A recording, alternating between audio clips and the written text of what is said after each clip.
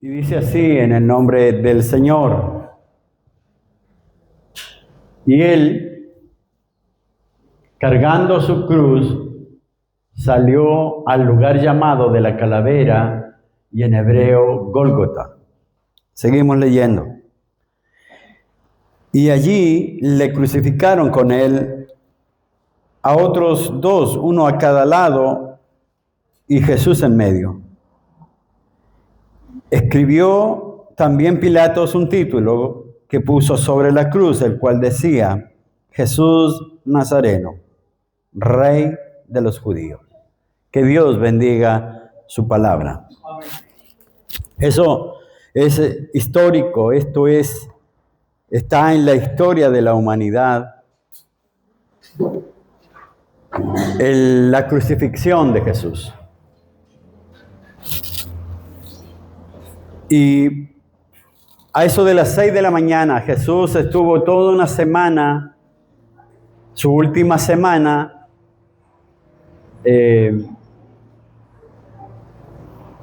para cumplir el propósito que él traía. Estuvo con sus discípulos, entró a Jerusalén y en Jerusalén entró al templo, ahí donde ese día miércoles él echó afuera a los que estaban en el templo, porque la casa de oración, ¿no es cierto?, no estaba cumpliendo el propósito para la cual fue enviado o hecho.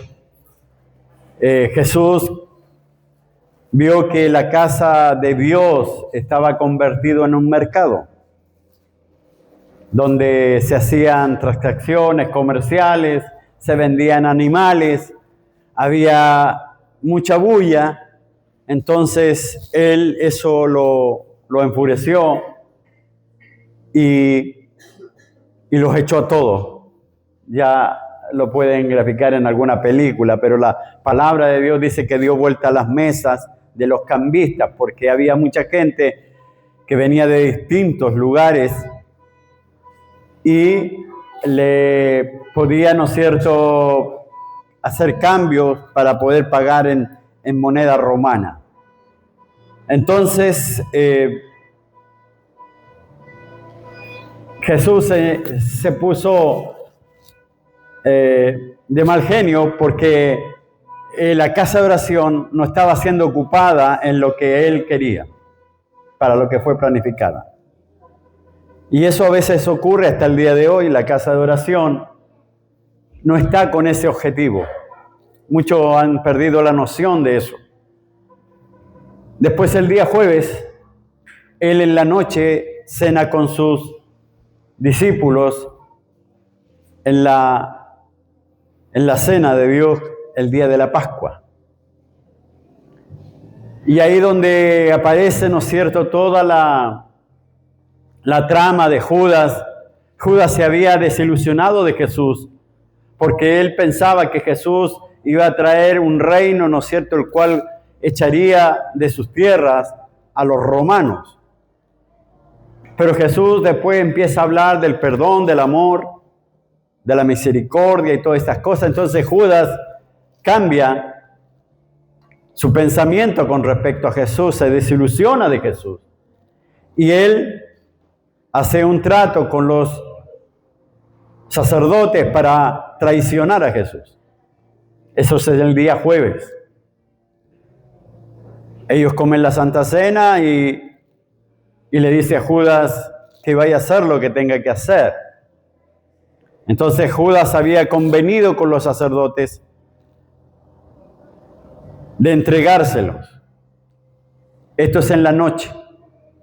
Después Jesús sale con sus discípulos al huerto y Judas, como conocía el lugar, lleva allí a los soldados romanos y la señal, porque allí no había luz, en la oscuridad, ¿cómo iban a reconocer a Jesús? Entonces, él había convenido que que él besara, ese era Jesús. Y Jesús le dice: ¿con un beso me entregas? Entonces, si ahí se toman a Jesús, ¿no es cierto?, en aquella noche, en un trato fuera de la ley, y lo llevan y lo juzgan en medio de la noche. Por eso cuando Pedro niega a Jesús, es en el canto del gallo. Es en la mañana cuando Jesús, a las 6 de la mañana, Pilato ordena sacar al prisionero para dictar sentencia pública y ante él y sus acusadores. La condena de Jesús fue una alianza clara entre el poder religioso y el poder político. Lo que Roma quería era no tener ningún revoltoso, ¿no es cierto?, haciendo revueltas, y los religiosos no querían, ¿no es cierto?, tener en sus filas, ¿no es cierto?, en medio de las sinagogas a un hombre que hablaba otra doctrina. Entonces se unieron estos dos poderes para poder, ¿no es cierto?, hacerlo desaparecer. Pero todo este trayecto de cosas simbólicamente en la vida de Jesús hacen en el cumplimiento de la gran profecía, de la gran y maravillosa profecía de que vendría, ¿no es cierto?, un Salvador para rescatar el mundo. Entonces a las 9 de la mañana, después de haberlo sacado a las 6 de la mañana, y a las 9 ya parten camino al lugar de la ejecución de esta sentencia. La sentencia era de morir en la cruz. No fueron los romanos que inventaron esta muerte o esta pena de muerte. Fueron los persas que instauraron esta horrible sentencia de muerte. No fueron los romanos, adaptaron esta forma de muerte, ¿no es cierto?, para los malhechores más peligrosos, para los que querían dar un escarmiento ante la sociedad. Entonces la muerte en la cruz era lo más terrorífico, impactante que estaba en aquellos tiempos. Podían ser clavados en la cruz, como también fue Pedro clavado hacia abajo con la cabeza hacia el suelo. Esas eran las dos formas que tenían, ¿no es cierto?, de experimentar esta pena de muerte. Había también otras que la usaron en los tiempos de Espartaco, cuando se rebeló como esclavo, ¿no es cierto?, y se fue contra el Imperio Romano.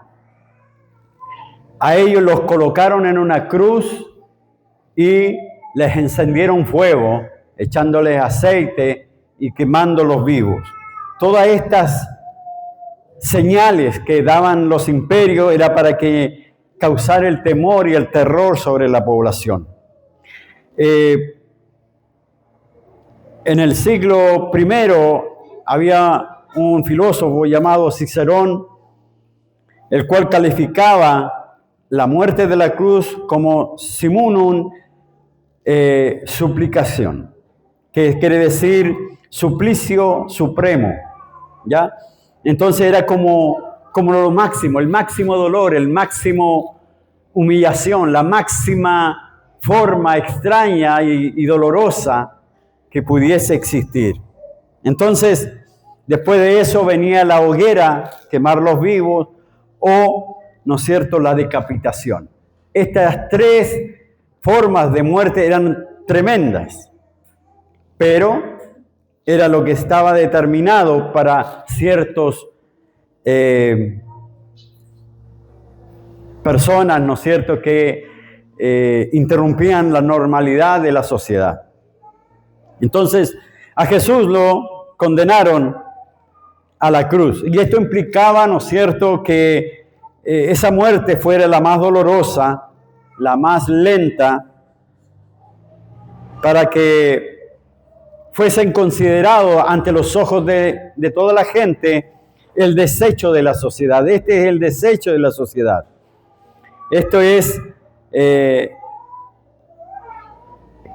eran personas que podían sentirle desprecio, ¿no es cierto?, a toda una vida, ¿no es cierto?, de maldad.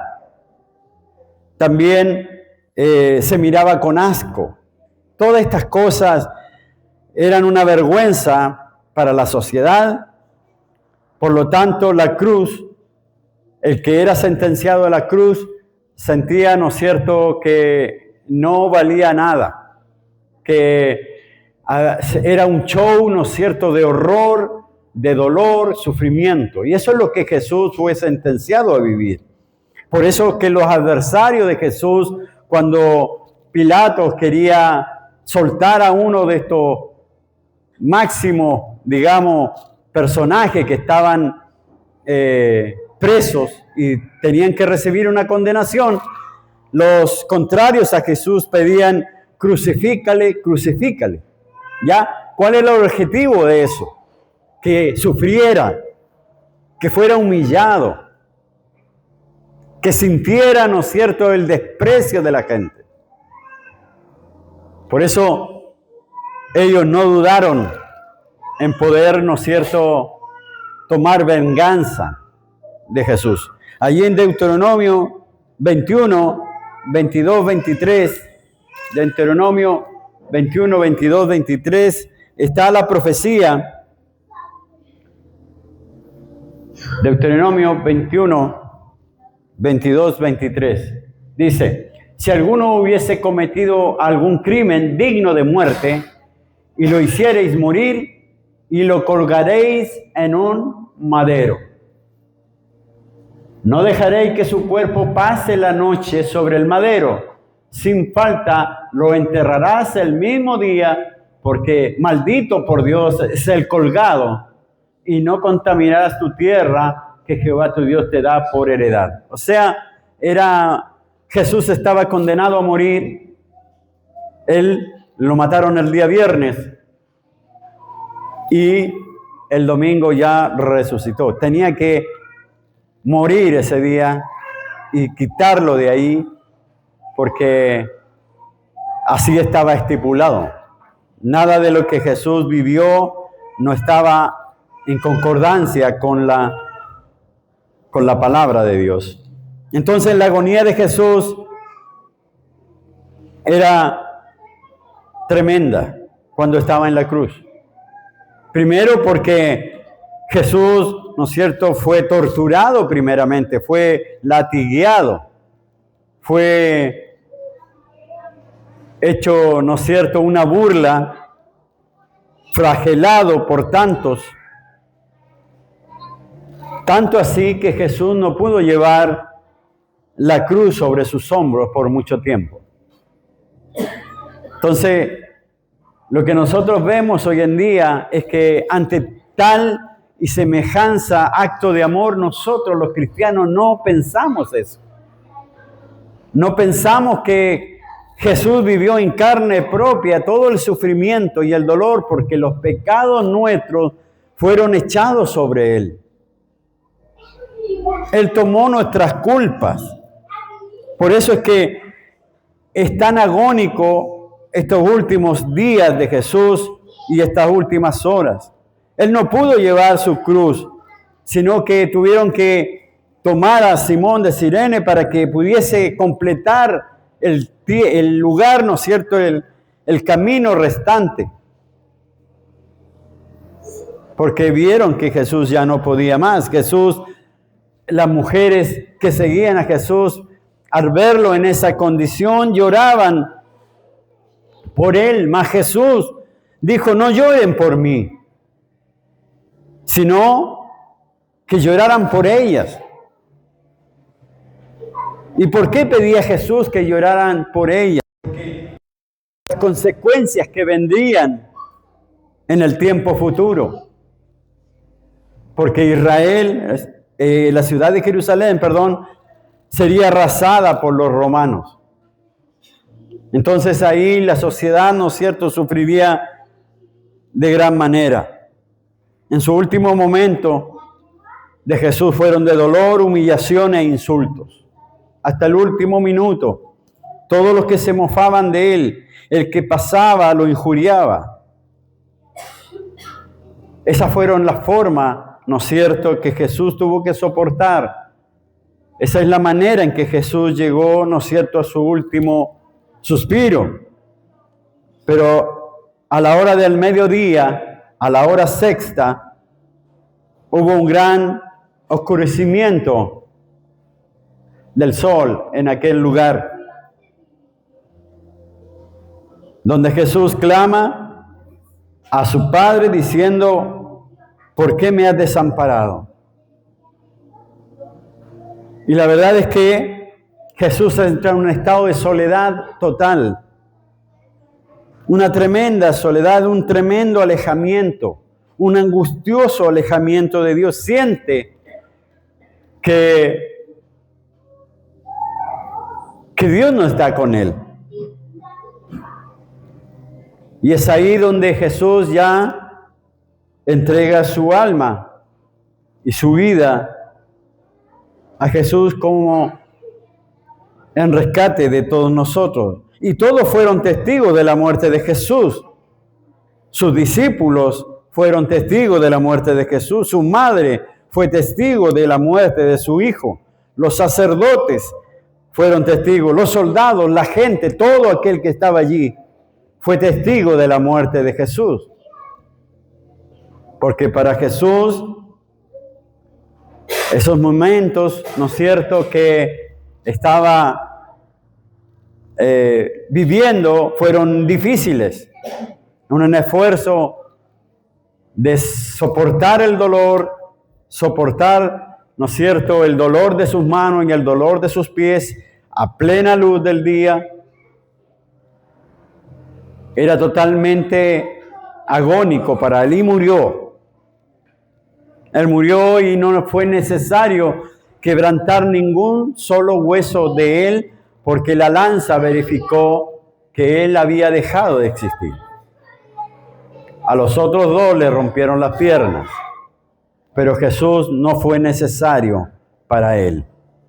La profecía después nos habla en Isaías 53, 7 al 9. Isaías 53, 7 al 9 nos habla también de lo que seguía en su sepultura. Isaías 53, 7 al 9. Amén. Dice: angustiado él y afligido, no abrió su boca como cordero, fue llevado al matadero y como oveja delante de sus trasquiladores, enmudeció y no abrió su boca.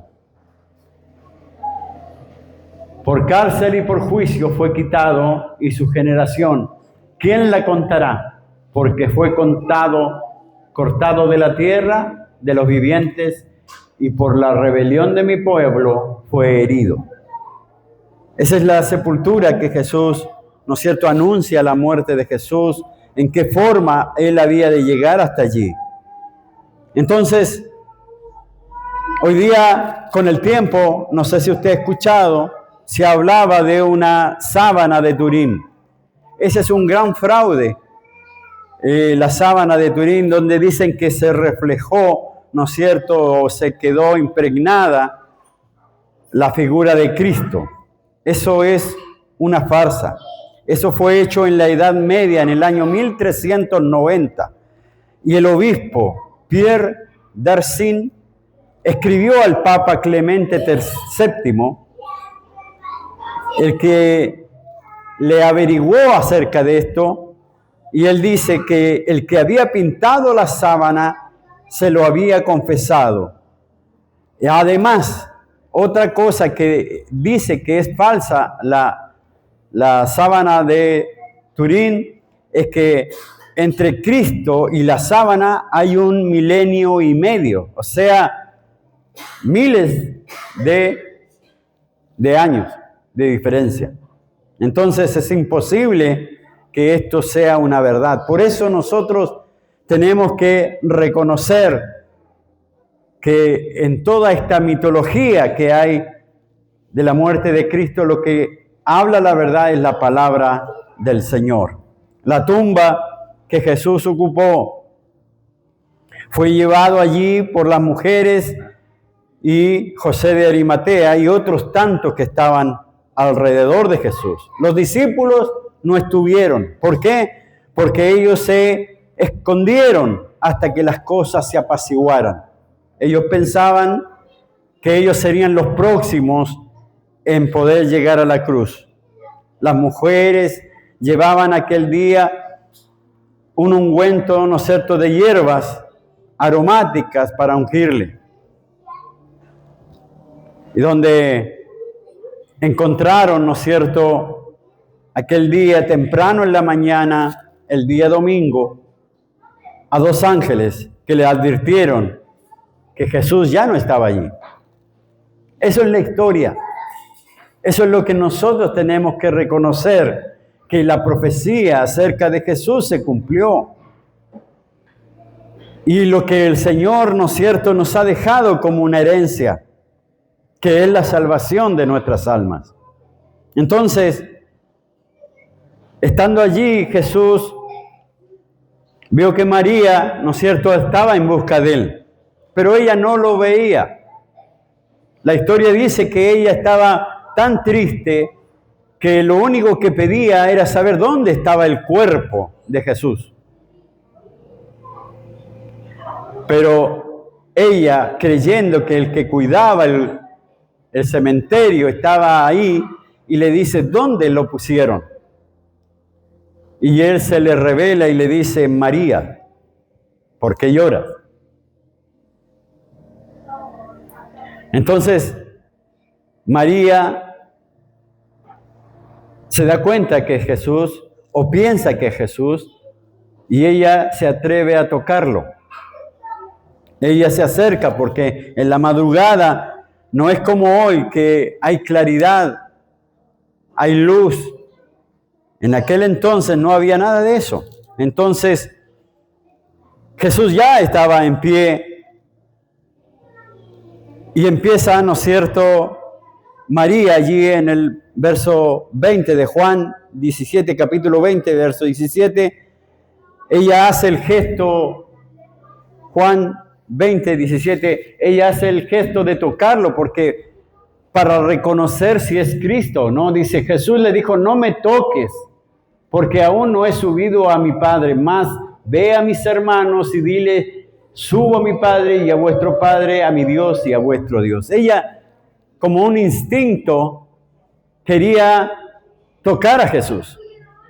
Por eso, ¿no es cierto?, lo más lógico en medio de la oscuridad, ella quisiera cerciorarse de que era Jesús a quien ella había encontrado. Entonces, ella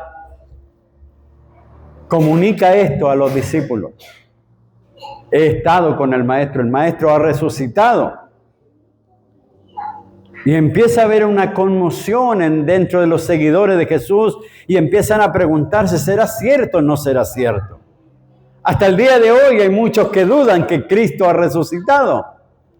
Hasta el día de hoy está la duda de eso, pero sabemos y tenemos certeza de que esto ha sido así. Allí en Lucas 24, 13 al 25, nos habla Lucas 24, del 13 al 35, dice, y aquí dos de ellos iban al mismo día a una aldea llamada Emaús, que estaba a 60 estadios de Jerusalén. E iban hablando entre sí de todas aquellas cosas que habían acontecido. Sucedió que mientras hablaban y discutían entre sí, Jesús mismo se acercó y caminó con ellos. Mas los ojos de ellos estaban velados para que no le conociesen. Y les dijo, ¿qué pláticas son estas que tenéis entre vosotros mientras camináis? ¿Y por qué estáis tan tristes? Respondiendo uno de ellos, que se llamaba Cleofas, le dijo, ¿eres tú el único forastero en Jerusalén que no ha sabido las cosas que en ella han acontecido en estos días? Entonces él le dijo, ¿qué cosas? Y ellos le dijeron, de Jesús Nazareno, que fue varón profeta, poderoso en obra y en palabra delante de Dios y de todo el pueblo. ¿Y cómo lo entregaron los principales sacerdotes y nuestros gobernantes a sentencia de muerte y le crucificaron? Pero nosotros esperábamos que Él era el que había de redimir a Israel. Y ahora, además de todo esto, hoy es ya el tercer día que esto ha acontecido. Aunque también nos han asombrado unas mujeres de entre nosotros, las que antes del día fueron al sepulcro. Y como no hallaron su cuerpo, vinieron diciendo que también habían visto visión de ángeles, quienes dijeron que Él vive. Y fueron algunos de los nuestros al sepulcro y hallaron así como las mujeres habían dicho, pero a Él no le vieron. Entonces Él les dijo, oh insensatos y tardos de corazón, para creer todo lo que los profetas han dicho. La profecía estaba delante de ellos. Y ahí Él después, al partir del pan, Él hace como que va a seguir. Ellos le dicen que se quede, y cuando parte el pan, ellos ahí descubren que Jesús estaba con ellos. Esos son testigos de la resurrección de Cristo. Las mujeres son testigos de la resurrección de Cristo. Los soldados son testigos de la resurrección de Cristo. Ese domingo las piezas comienzan a encajar. Todos comienzan a ver a Jesús en distintas partes. En distintas partes, allí en 1 de Corintios 15, del 3 al 8. 1 de Corintios 15, del 3 al 8. Dice, porque primeramente os he enseñado lo que asimismo recibí, que Cristo murió por nuestros pecados conforme a las Escrituras, y que fue sepultado y que resucitó al tercer día conforme a las Escrituras, y que apareció a Cefas y después a los 12, y después apareció a más de 500 hermanos a la vez, y de los cuales muchos aún viven aún y otros ya duermen. Después apareció Jacobo, después a todos los apóstoles. Y al último de todos, como un abortivo, dice Pablo, me apareció a mí. Hay testigos de la resurrección de Cristo.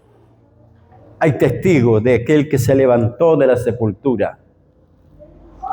Hay testigos de que Cristo está vivo y que reina para siempre. Por eso, en un día como hoy, nosotros tenemos que guardar silencio. Tenemos que reflexionar. Tenemos que agradecer, tenemos que honrar, tenemos que aplaudir, tenemos que hacer loas hacia Dios. Y decirle, oh Señor Salvador, tu resurrección es el sello de tu obra. La resurrección es el sello de todo lo que hizo Jesús. Y nadie puede poner en duda que salió Jesús de la tumba. Nadie puede poner en duda. Tú eres, y debemos decirle, tú eres el verdadero, el Cristo verdadero. Porque vives para siempre. Y tu resurrección tiene el sello del cielo. Y en todo lo que has dicho y hecho, tiene tu sello. Hermanos míos, la resurrección es una lámpara sostenida en la mano de Cristo hasta el día de hoy. Es la joya más brillante de la doctrina del Evangelio, la resurrección de Cristo. Es la joya más importante de este Evangelio. Es la clave de nuestra fe, porque nosotros sabemos que tenemos que morir, pero si hemos muerto con Cristo, también resucitaremos con Él. Y eso es lo que nos debe animar. Esa es la joya de todo el Evangelio, que hay vida, porque Cristo está vivo. Esta es la joya que debe predicarse. para la salvación y la esperanza de todos los creyentes. Es nuestra arma de combate centrada en la incredulidad del mundo. Esta es la arma más poderosa. Hay vida después de la muerte. Cristo ha resucitado. Resucitó aquella vez, no todos los años. Él resucitó una vez y para siempre. Él resucitó para traernos vida a nosotros que estábamos muertos en delitos y en pecado. Él se ofreció por nosotros. Hay vida más allá. Hay vida más allá de lo que nosotros pensamos. Hay vida más allá. Cristo así lo dice. Donde tendremos también que dar cuenta algún día. Hay vida más allá. En las Sagradas Escrituras, en muchos pasajes de esta Biblia, hablan del poder que Dios tuvo sobre esta tierra, los milagros que Él hizo y desarrolló, el poder que tenía, pero ese poder todavía Él lo tiene. Ese poder todavía está. Muchos hoy están quizás pudriéndose en el sepulcro porque no creyeron, ni tuvieron la esperanza puesta en Dios. Están perdidos sin esperanza, se fueron sin ella a causa de sus pecados. Pero el día de nuestra redención, nuestra resurrección está cada día más cerca. Creo en Dios que Él, ¿no es cierto?, nos dará la resurrección prontamente. Todo tiempo es corto. Y quizás mañana sonará la trompeta final para muchos de nosotros. Pero no debemos temer ese tiempo, ni ese final, porque es el comienzo de la gran promesa que Dios nos ha dado, que es la resurrección. Llegará el día que está hecho para todos. Porque el péndulo de Dios no ha cesado, sino que continúa incesantemente marcando el tiempo para esta humanidad. Después de la muerte, no hay mejoras para nadie. Hoy nosotros podemos mejorar nuestra vida, pero después de la muerte no hay mejoras que se puedan hacer. Busquemos nuestra redención y nuestra resurrección en Cristo. Tengamos en silencio una reverencia ante la obra tal de Dios de amarnos por sobre todas las cosas. Lo que dice Romanos 5:8. Romanos 5:8 nos dice con claridad lo que Cristo hizo por nosotros. Mas Dios nos muestra su amor para con nosotros, en que siendo aún pecadores, Cristo murió por nosotros. Cristo murió por usted, siendo pecador como es, siendo un hombre o una mujer, ¿no es cierto?, que se olvida de Él. Sin embargo, Dios murió por usted. Y como le digo, allí en 2 de Corintios 15, 14 al 19, 2 de Corintios 5, 2 de Corintios 5, 14 al 19, nos dice más claro aún, dice, porque el amor de Cristo nos constriñe, pensando esto, que si uno murió por todos, luego todos murieron, dice. O sea, si Él murió, murimos nosotros. Y dice, y por todos murió, para que los que viven ya no vivan para sí, no debemos vivir para nosotros, sino para aquel que murió y resucitó por ellos.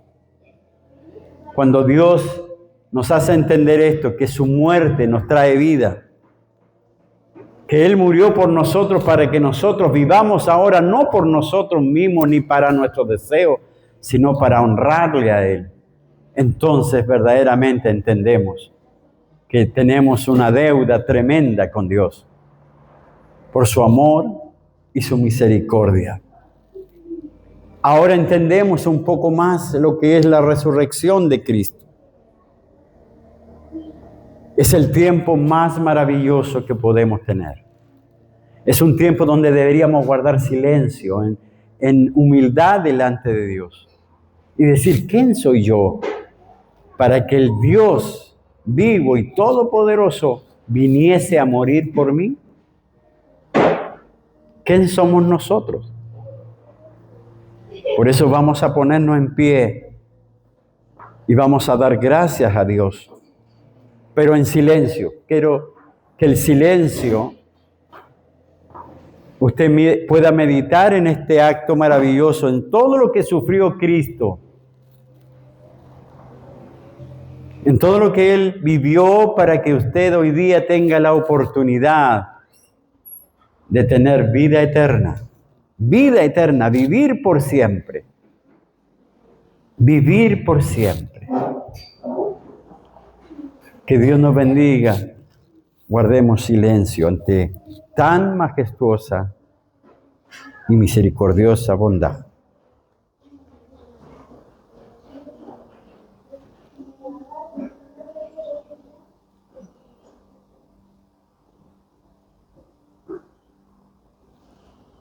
Señor, al mirar la cruz, Señor, tú pudiste, Señor, mirarnos desde allí a todos nosotros, pensar en todos nosotros. Estando allí, Señor, suspendido, flagelado, siendo ridiculizado, golpeado, escupido, abofeteado. Tú tomaste nuestro lugar. Tú tomaste, Señor, nuestra humillación, nuestras culpas.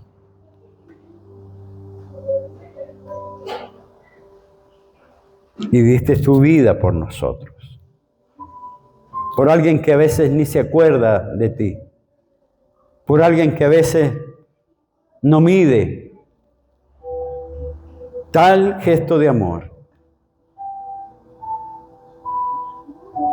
Donde podemos, Señor, y pensamos siempre en disfrutar, siempre en volvernos, Señor, a cualquier lugar, sin importar, Señor, esta fecha.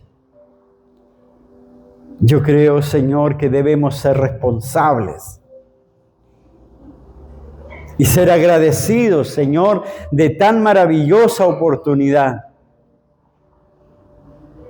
de haber encontrado a Cristo, de haberle seguido, de ser parte de ese pueblo maravilloso que tú has creado. Dios mío, perdónanos, Señor. Todo lo que hemos hecho, Señor, y lo que te hemos ofendido, Señor, todo lo que hemos desobedecido, todo lo rebelde que somos. Tú tienes el poder, Señor, sobre nuestra vida. Y estando nosotros muertos y condenados, Señor, tú pagaste nuestras deudas. Tú nos recibiste como hijos tuyos. Y la gran esperanza, Señor, y la gran joya de es que hay vida eterna para nosotros también. Es que hay vida, Señor, junto contigo. Y cuánto quisiéramos, Señor, que nuestros esposos, esposas, hijos alcanzaran esta bendita verdad. Nuestros amigos, Señor. Cuánto quisiéramos, Señor, que ellos también reconocieran a Jesús y se dolieran por su vida, Señor amado, y por su alma que está perdida. Cuando tú te levantaste, Señor, de esa sepultura y te empezaste a mostrar, Señor, y que te vieran, Señor, era para confirmarles lo que tú habías dicho, que tú eres el camino, la verdad y la vida. Yo por eso te doy gracias, Señor. Te doy gracias por haberte conocido. Te doy gracias por haber, Señor, mirado misericordia a mi alma. Te doy gracias, Señor, por levantarme día a día, Señor, y sostenerme, Señor, por tu gracia. Porque tú eres bueno y siempre lo has sido. Porque tu amor, Señor, no tiene comparación. Porque tú nos has socorrido tantas veces. Porque tú nos amas verdaderamente. No amas, Señor, solamente de labios. Tú amas con una profundidad enorme, Señor, que no entendemos. Más que el amor de una madre es el que tú entregas. Por eso, Señor, en este día especial, donde recordamos, Señor, esa maravillosa resurrección, donde los discípulos que estaban tristes comienzan a alegrarse y decir, está vivo, está vivo. Él ha resucitado. Él ha tocado nuestro corazón ardía cuando Él compartía el pan. Y aquel que dudaba, Señor, tú le dijiste, mete tu dedo en mis llagas y comprueba que estoy vivo. Señor, ¿qué debemos hacer nosotros para comprobar eso? Para los que dudan que tú vives y que reinas para siempre. Señor, este pueblo te alaba y te glorifica. Mi alma te alaba y te glorifica, Señor, por lo maravilloso que tú eres. No sé cómo, Señor, expresar mi gratitud. Hay una alabanza que lo dice así. No sé cómo expresarte. No sé cómo decirlo. No sé qué palabra pueda yo decir que salga de lo más profundo de mi ser para honrarte, Señor. Yo sé que tú eres nuestro Dios y que vives para siempre. Y que tu gloria, Señor amado, sea derramada sobre este mundo tan perdido y sobre nuestra generación de hombres y mujeres, Señor, y niños que tanto te necesitan. Solo podemos darte la gloria con todo nuestro ser, con todo nuestro amor, con toda nuestra gratitud. Gracias, Señor. Te lo pedimos, Señor, y te lo damos con toda nuestra fuerza y nuestra fe. Glorifiquemos al Señor. Gloria a Dios, pero tiene que ser fuerte. Gloria a Dios, gloria a Dios, gloria a Dios para siempre. Alabado sea el nombre del Señor.